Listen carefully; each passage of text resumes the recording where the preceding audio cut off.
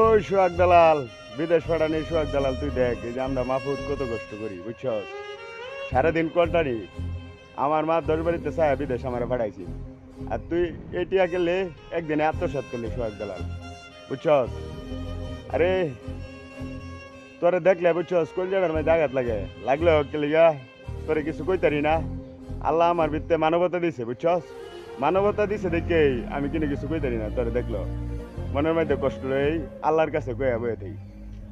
আমার আল্লাহ যদি চা এই বিচার তোর একদিন করবো আমার লগে প্রতারণা করার বুঝছস। সোহাগ দালাল তোর সামনে ভিডিওটা যাইব বুঝছস, তুই দেখিয়া ঠিকই কষ্ট পাইবে, কিন্তু কষ্ট পাইলেও হেল্প করার মতো মন মাইন্ড তোর নাই কিন্তু বুঝছস। এলিগে একটা প্রতারক তুই বুঝছস। আল্লাহর কাছে আমি দোয়া করি, আমার মাও দোয়া করে, এলিগে অনেক কষ্ট করে।